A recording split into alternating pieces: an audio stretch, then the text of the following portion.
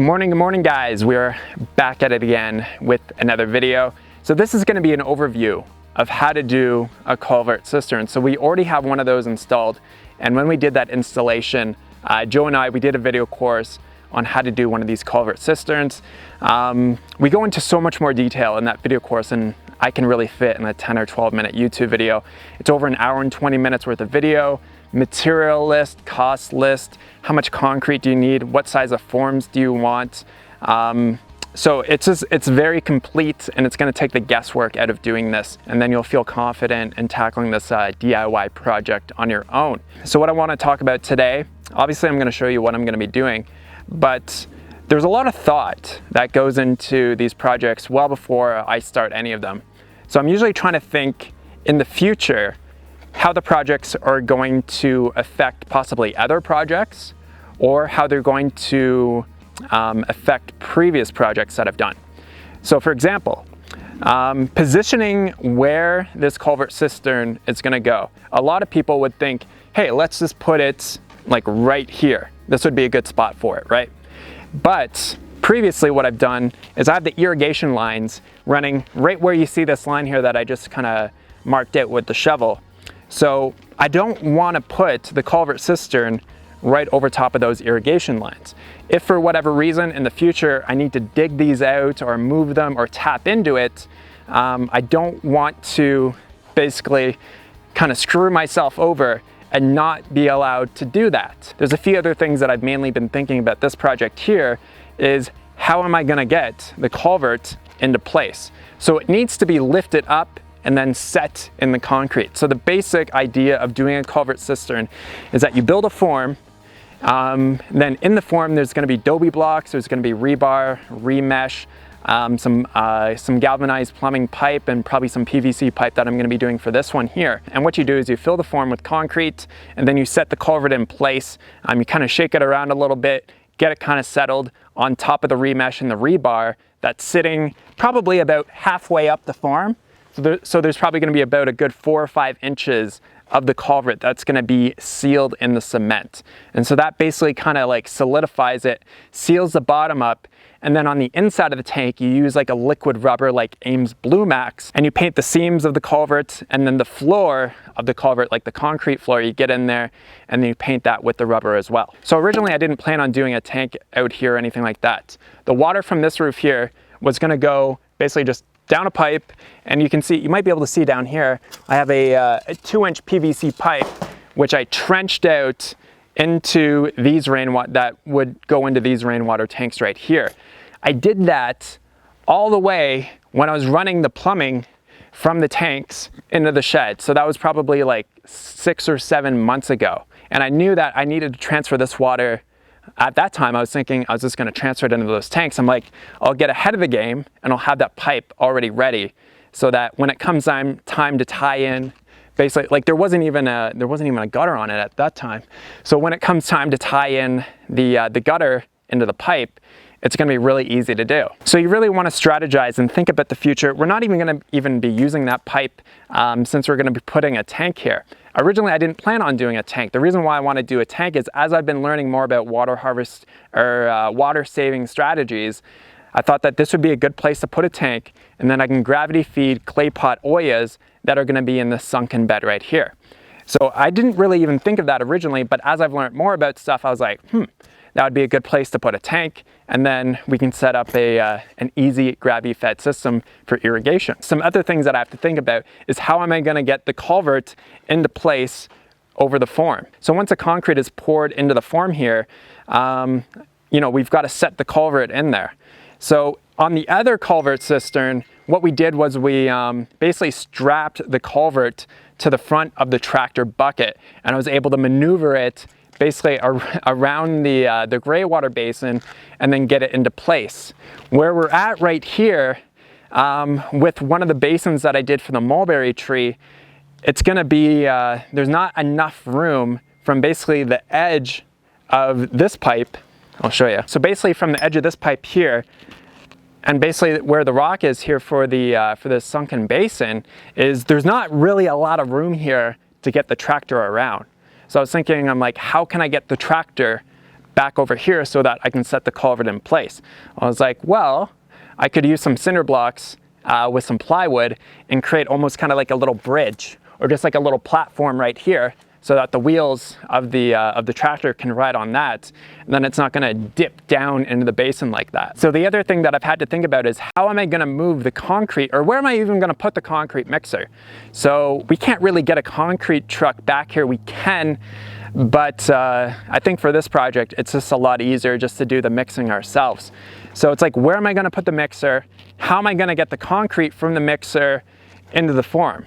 So I was like, I can back the mixer up into here using the ATV. I can set it up so that I can pour the concrete right into a wheelbarrow right here. We'll set up some plywood kind of right along this stretch here, and then I can just push the wheelbarrow and just empty it out right into the form that's going to be right there. So to get started with this culvert cistern, I've got one of the form pieces cut. These are just the form pieces that we use for the other culvert cistern, and I'm thinking I can probably put it right here, the one side, and then we'll come out like that, and it'll just be a perfect square right here.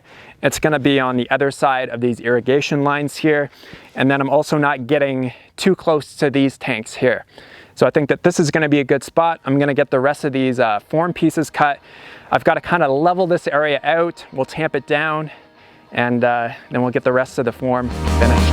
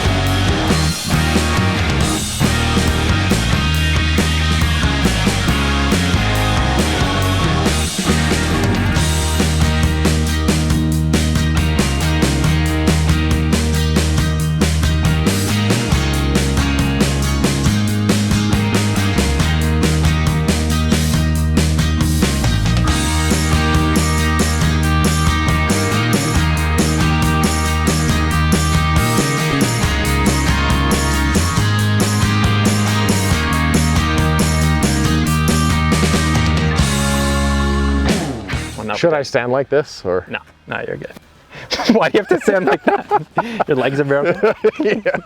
My legs. I was telling you about broken legs. Yeah, that's right. All right, guys, we're ready to start mixing the concrete. We've got the mixer, we've got the culvert pretty well in place.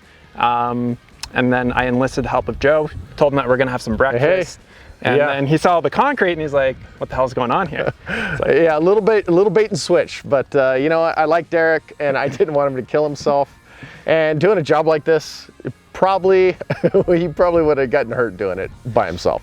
Or it would have just turned out crappy. Either or, it would have probably more so turned out crappy, I would say. Because it is a lot of work, obviously, to do all the mixing, and then it's just that everything with concrete is so time sensitive. So it's nice to have an extra set of hands around just so things go a lot smoother and you'll get a better end result. So we're gonna start mixing.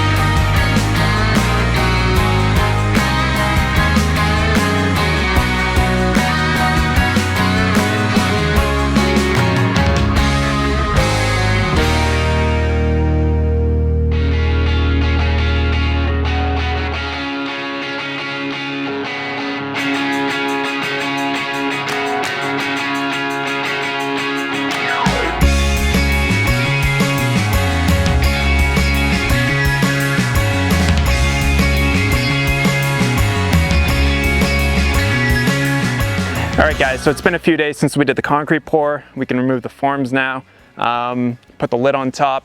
So what I'll have to do is cut a hole in the lid for the basket here. I got this made in Tucson at a place called Quick Custom Metals. So the lid, the basket was made there. They do a lot of interesting kind of custom metal work like this. And how I'm gonna be securing the lid to the culvert is just using some self-tapping screws, because in events of very high wind, this can just, it can just fly off. So there's just a few little things that I have to do. We'll let the concrete cure for about 2 weeks before we apply. This is called Ames Blue Max. It's a basement sealer, but it's essentially just like a liquid kind of rubber that you can paint on. So you paint the bottom and the seams on the inside of the culverts, and then there's also a seam within the culvert itself that goes all the way around where they connect basically the metal strips, and you want to paint in that seam there as well. So that'll just prevent the culvert from leaking, and then we'll also just have to attach the overflow pipe on the inside, and the overflow will go out this 2-inch PVC pipe there, and then I'll just run it underground into the basin with the jujube tree. There's also a little bit of concrete splatter right at the bottom of the culvert there that we'll just clean up with some water and a rag. And then on the culvert all the way around there's writing, so you can actually take it off just with some denatured alcohol and a rag and just wipe it right off, clean it up. Then I just have to basically attach a hose spigot onto the galvanized pipe here, and then the PVC pipe here, the 3/4-inch PVC. That's gonna be gravity fed into the sunken basin right here. And then we're gonna be using some Oyas to do basically a really simple gravity-fed irrigation system. If you want a lot more detail, material all that kind of jazz, definitely check out the video course that Joe and I did for the install of this. They are a lot more work than doing a poly tank. With a poly tank, all you have to do is buy it and put it into place. Obviously, with this, there's a lot more work involved, but the end result, the look of it, is much nicer than the poly tanks. So that's one reason why Joe really likes them. They're just kind of really unique. And that's one reason why I liked it as well, is because we could tie it in with all the other kind of corrugated metal themed pieces that we have. So like the shed, the other culvert cistern, the culvert fire pit, and then also got a number of smaller culverts. So some 2-foot diameter ones and some 1-foot diameter ones that we're going to be putting, we're going to be using as planters kind of around the fenced-in area. What's really nice now is that all the major construction projects within this fenced-in area are complete. I just can't think of anything else that I want to put in here or anything like that.